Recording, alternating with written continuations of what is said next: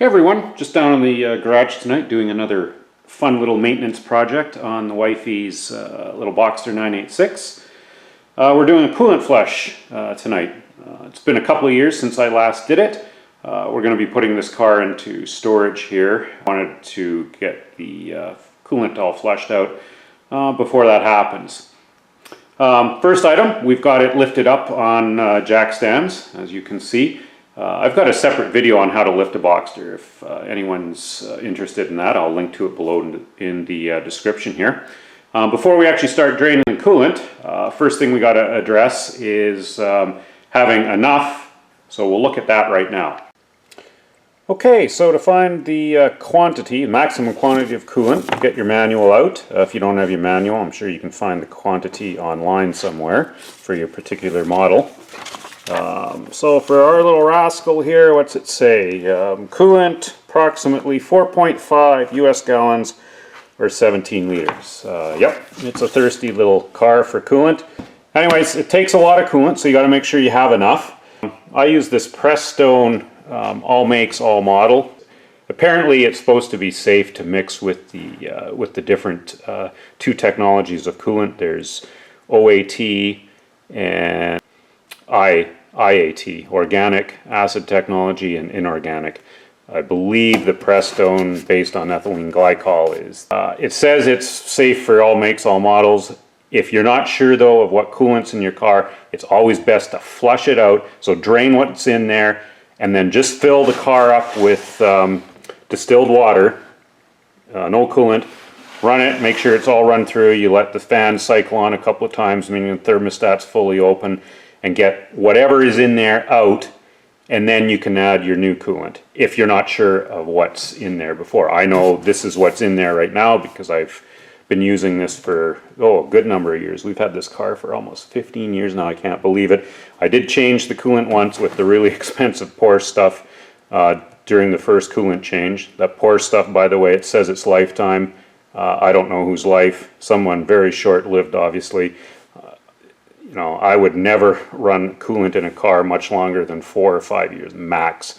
This stuff says it's good for 5 years. Again, I change it out every 2 years, 3 years tops. I use the concentrate, as you can see. I don't get the premix. To me, that's just a massive waste of money. The premix is almost the same price as the concentrate, and you're basically getting half the volume, because this, assuming you mix it with 50-50 with distilled water, you know, you're getting twice the amount of coolant for roughly the same price. So that's why I use the concentrate. The only other reason you might want to use concentrate as well is you can vary your mix ratio. 50-50 is what I use. It's good down to minus 37 degrees Celsius. At that ratio, you can go as high as 70% coolant to 30% distilled water, which would bring you down to about 64, but we certainly don't need anything like that. And apparently the more coolant you have to the less water ratio, the worse the heat transfer is. So 50-50 is the standard. That's what the premix stuff is as well. If you can't get distilled water, definitely get the premix. Should talk a little bit about that. Definitely don't use tap water when you're using a concentrate. There are minerals in tap water. Most tap waters, we're on a well here. I cannot use it. It would just destroy things. All those minerals, the iron, the calcium, the lime, whatever, it will adhere to the aluminum, plug things up, cause all kinds of sediment. So distilled water, definitely a must. So make sure you have enough of your coolant, and I'm going to be mixing it first. I mix it 50-50 first before we put in. Before we do any of that, we've got to get the old stuff out. So the first thing before starting to drain it is we have to open up the heater valve to make sure the heater core also drains out while we're draining the coolant.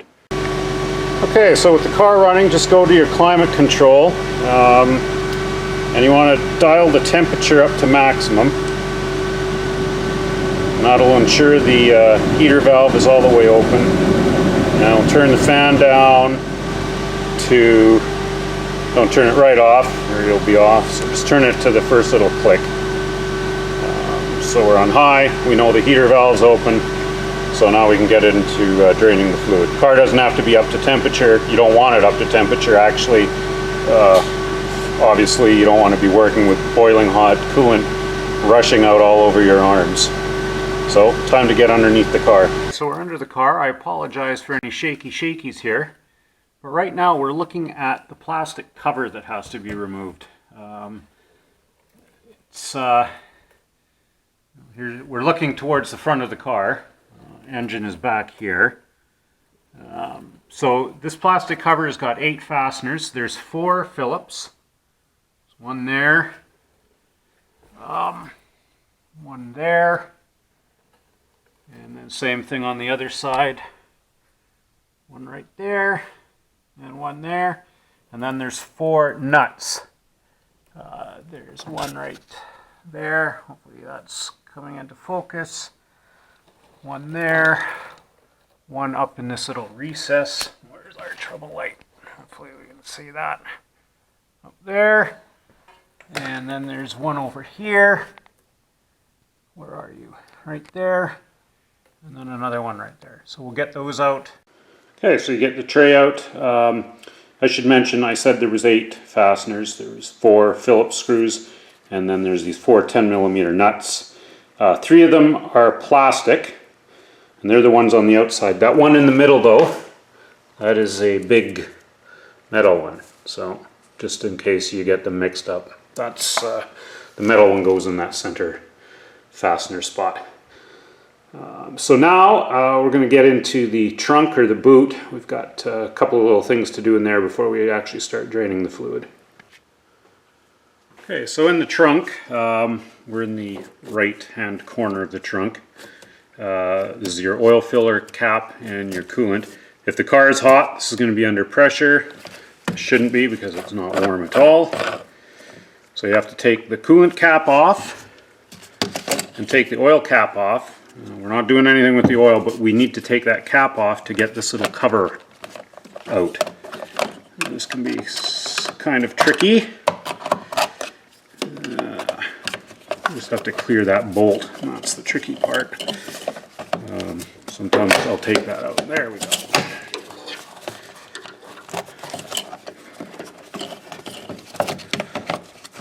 Like I said, it's not the easiest little rascal to get out. But there it is. If this gasket pulls off, this gasket will pull off. It'll just slide back on if you run into that. We're going to put our oil cap back on now, just in case monkey brain here decides to put coolant in the oil. Not a good thing. We can actually put the coolant cap back on at this point. You don't have to tighten it or anything. But what we need to access is this. This is your bleed valve. You don't have to open it at this point. I'm going to open it. It'll allow the fluid to drain out maybe a little bit quicker if you break the vacuum in there. So that's what we got to do in the trunk. Okay, back under the car. Again, I apologize for any shakiness here. I don't know how well this is going to show up. I don't have much room. I'm just going to show you what hoses are going to have to be removed. This is the passenger side of the car over here. This would be the left side. So we've got a cooling hose going to our rads here. This one has to be removed. There's a hose clamp, and we'll have to get that one off. If we follow this over, there's the coolant drain plug. I actually don't even worry about this anymore. I used to take that out. You have to replace the washer. But I don't even worry about that, because when you have this hose off, this is all draining out, so you don't need that off. The only thing is, this is nice because it allows a rather small flow of coolant. When you're taking this out, it's gushing out. So yeah, if you don't want to have a big mess to deal with and you're not sure what to expect, try to drain what coolant you can out of here first. There's still going to be a lot gushing out of here regardless, but that is up to you. And then moving over, this is the thermostat housing here, and we have to take this hose off as well. If you want to replace your thermostat, now is a great time to do it. The water pump is right up here. If you noticed any coolant leaking around here, that would be an indicator that your water pump's starting to go, and you don't want your water pump to go. I've replaced this once. They seem to last about, I don't know, 80,000 kilometers, 50,000 miles. That's when mine or hers started to go. So we got to change that, take that hose off, and then moving back, or well, this is actually forward towards the car, we've got the two heater hoses. And we've got to take these two off as well, and that'll allow the coolant to drain out of the heater core. I'm going to try to show all that. I don't know how well it's going to work because I don't have much room to work under here, and it's probably going to be a big mess, but we'll see what we can do. I just wanted to point out though, while you're under here, like I said, check for any coolant on this water pump. If it's leaking, it's going to be here. And when you're down here, just check for other things. And I noticed, where's our treble light? The oil pump cover is starting to seep a little bit. I don't know if anyone can see that, but that is the oil pump in here. This is the cover. I noticed this the last time I did the coolant change, so it's more or less sweating. But there was a drop or two on here, so that's something to, maybe look for.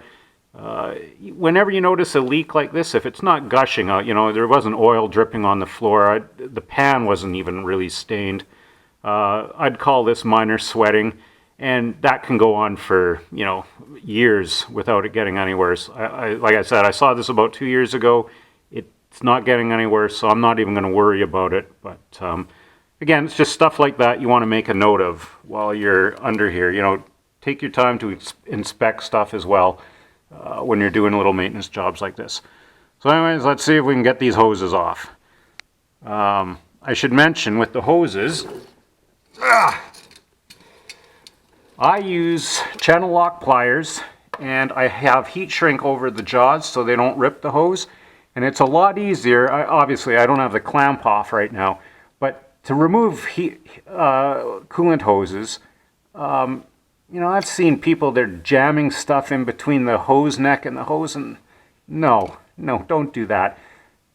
Get channel locks or proper hose pliers, and what you do is you twist the hose, and that will almost always, because the hoses, they're adhered to the necks and whatnot pretty good, and by twisting them, that will safely remove them most of the time. Okay, so I've got the hose clamp off. Before I said this was the passenger side. No, this is the driver's side, the left side. And now we get to see if this thing makes a liar out of me. I don't know how easy this is going to be with... Oh yeah, so we've got a big catch basin here. You can see already the mess that's going to be involved. That's why you don't want it to be hot. This is why using that drain plug, probably easier, folks. I don't have a drain plug washer, and I'm going to need both hands. But hopefully you can see what's going on here. Again, use pliers, twist the hose, that will break it. But I need both hands, and we'll get this draining. I've loosened that hose off. I've pulled it off the neck almost all the way. And it's slowly draining out now. If I try to pull it off anymore, it's making a big mess. Obviously, you're going to need a big catch basin. This isn't going to be big enough, so I'm going to have to probably plug that hose back on. I've got a 5-gallon pail that I'll just dump that into, and then we'll continue draining it. When that is stopped draining, then I'll move to the other side hose off of the thermostat housing, and the two heater hoses there. So now the hose is off, and it's you can see it's draining out a bit more. Sorry about that, going back in frame. So there, the hose is off the neck, and it's slowly draining out. And then we'll move to the other side. Shouldn't be nearly as much in here because we've drained out essentially the engine and a good part of the rad system. Okay, so here's the thermostat housing. We got that hose off as well. Not nearly as much came out. So this, I believe, is the return line from the radiators, and the other one is the supply. So now with those out, the rad should be pretty much drained. What I like doing You don't certainly have to do this. I get this bung that I got. I don't know where this came from, but I'll put it in the hose and use my my little compressed air wand and just push a little air through it, and that will blow out any of the rest. You don't have to do that, of course. You know, if you use too much air pressure, you could damage something, so I wouldn't do that unless you knew what you were doing. So all that's left now are the heater hoses. I've already got the clamps off, and we'll get this one first, I guess. I should mention, when you're trying to wiggle these hoses, it can be stuck along the whole length of the metal neck that the hose. So sometimes you have to go along the whole length to break it free. But again, if you just take some time, I'm going to move this hose out of the way here. Let's just tuck it up here. There, that'll give us a little more room.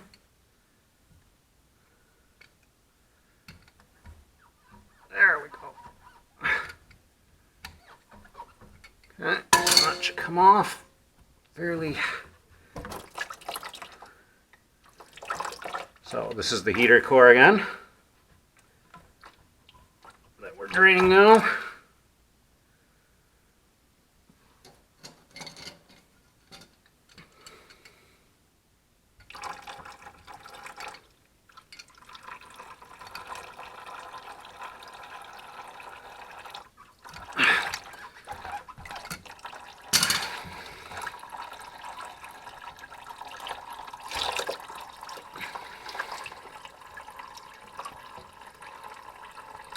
So we'll just let our heater core drain.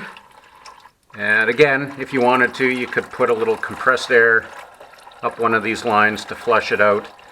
I should mention, you're going to get splashed on when you're under here. I'm wearing safety glasses. You don't really want this stuff splashing in your eyes. Coolant is poisonous, of course. So yeah, you don't want to be getting any of it in your mouth. If you do, oh, there, look at that. There we go. Obviously a big air bubble came out and drained the whole thing. That was pretty cool. I think I mentioned at the beginning this was going to be a fun project, right? Yeah, I guess it all depends on your level of fun. Just in case anyone's wondering how my little bung method works. So again, you just put it in one of the hoses, doesn't really matter which one, and blow compressed air through it. And the other one, right here. Sorry again for the shakes. Get my big fat paw out of the way.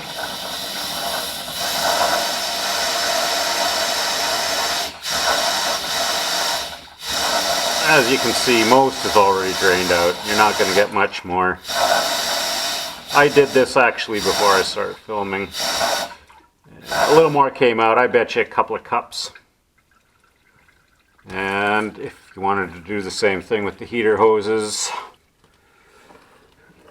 you should probably have something over this to catch any spray, but you can see, you know, that's roughly what catch basin underneath. Obviously, any of the stuff you get on the floor, you're going to have to wash up, especially if you have pets. It's very sweet. Some of them like the taste of it. So again, get the hoses put on. Should mention, check the hoses. You know, squeeze them. If they're really soft and mushy, replace the hoses. It's a good time to do that, of course, because if you have to replace them once you put the new coolant in, well, guess what? You've just wasted all that coolant. So, and speaking of which, we'll do the premix and fill it up. Okay, so we're back in the trunk. Just got a funnel in our coolant filler. Again, our little bleed valve vacuum brake is open. That's more for when we're running it, but this will also allow any air to hopefully escape. And again, we're using a 50-50 mix of that Prestone, but use whatever coolant that you wish, that you feel is the best choice. And we'll just fill this up. Again, if you saved everything that you took out, you'll know roughly how much came out. I'm guessing about, well, it said it held about 14, what was it, 14 liters? And yeah, we're pretty much right at that. So most of it did come out. So we would expect to put that much more in. And you're not going to be able to put that full 14 liters in right away. You're going to have the engine running. When this fills right up to the top of the reservoir, it's already showing the reservoir is getting full. It'll keep draining back. You know, there's lots of air bubbles in the system that have to come out. You can hear the air bubbles coming out. So I've got to mix up some more 50-50 and put another batch in. Okay, so we've got our next batch of 50-50. I should mention, if you spill anything in this little container, or this little tray, there is a drain at the bottom of it that drains outside of the car, so you don't have to worry about, you know, if the coolant overflows or whatever, it's not going to get into the trunk. And these are, by the way, a 4-liter jug, roughly. It's just an old windshield washer fluid container that's been cleaned out. I just like using them because you can see the level easily when you're making your mix.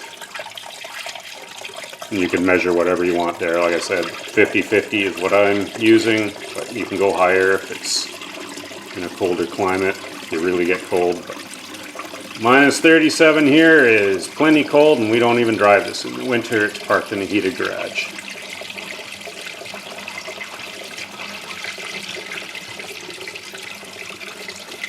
And usually it's not the it's not the antifreeze protection that wears down. It's the in coolant. It's the anti-corrosion and anti-rust inhibitors, and perhaps even some of the lubrication qualities, because coolant also acts as a lubricant for the seals and stuff in the water pump. So I'm going to mix up another batch.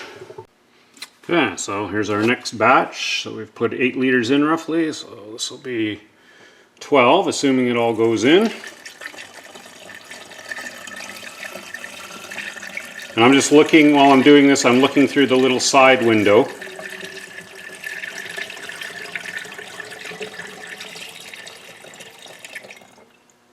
And that side window is right full now.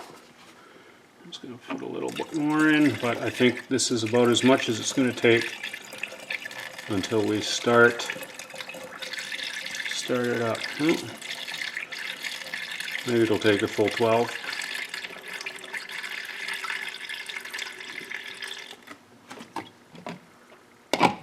It's getting full now. There, we're right up to the neck. I don't want to put too much in. So now what we have to do is you start the engine, let it warm up a bit. It's suggested that it's revved to about 2,000 to 2,500 RPM, and every 30 seconds or so bring it up quite high.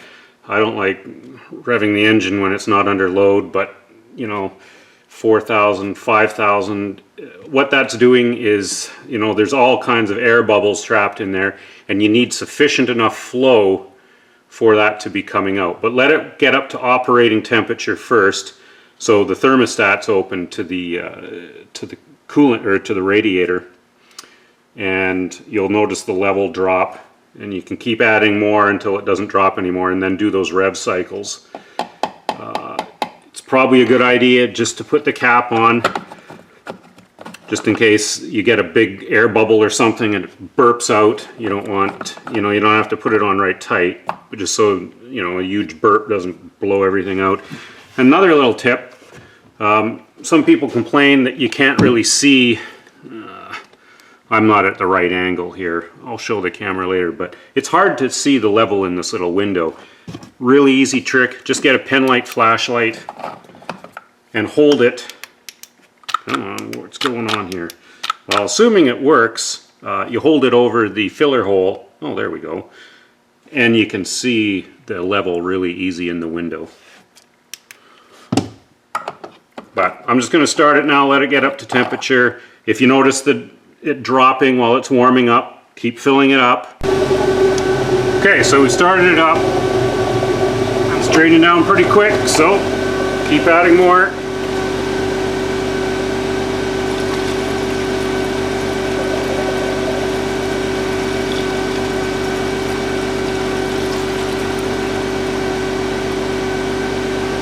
Okay, so it's showing in the window now. Make up another batch. Okay, so this is going to be what? This is number 4, so we've already put in 12 liters roughly, so I wouldn't think we would use this whole thing because this would be 16 liters.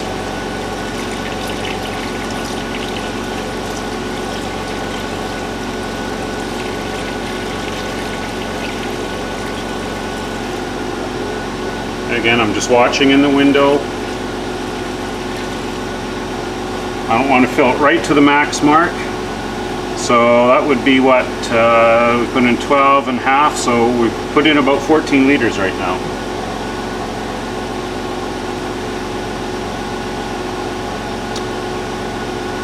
And I should also mention, when you're done all this, everything checks out, before you take it for the road test, you've got to put that cover back on.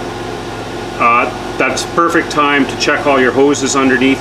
When I did refit the hoses, I dried everything off with a towel so I could tell if anything was leaking. It might also be a good get under there with a hose if you got coolant sprayed all over everything. I don't like leaving coolant on there, it'll dry. It won't really harm anything, but it makes it hard to detect leaks in the future if you don't clean it all up. So that's why I like doing that. So I guess now we just have to let it warm up and then we'll do the revving, and it doesn't look like it's dropping anymore, and we've put in roughly 14 liters already. Okay, so we're just waiting for it to come up to temperature. It's pretty much there. Fans have cycled once. I should mention that your climate control, yeah, you'd still want it on high so the valve is open. But you don't want the fan on at all. It'll just take longer to warm the car up if you're drawing heat off of your heater core. Obviously the AC is off too, otherwise the radiator fans are going to be on all the time for the condenser coil, which is actually in front of the rad. I should mention while I'm talking about the radiator, this is also an excellent time to go into those vents with like a small crevice tool on a vacuum and suck any leaves out in there, because if you've got wet leaves in there, obviously it'll corrode. Well, you've got your evaporator core in front of the radiator core, but you don't want either to be corroding. So once a year I also do that in the fall. Generally after the fall I'll go in there with the vacuum cleaner. You can generally get a crevice tool. There are the fans coming on again. So we're just going to hold it at around 2500 RPM like they say.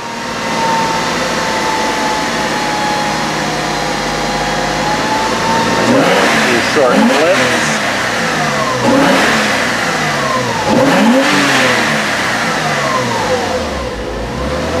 And I don't really like doing that when the engine's not under load.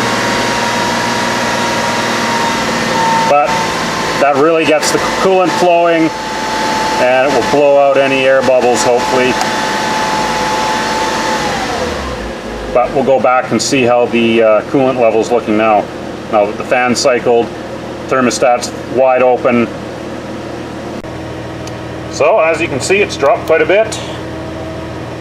Now that light doesn't help much with the camera anyways, but it's way down at the bottom here. So we're gonna have to top it up some more. You'll see steam coming out. That means the coolant going in there is good and hot. So we'll just top it back up here. I'm not going to go all the way up, go about halfway between the min and the max mark.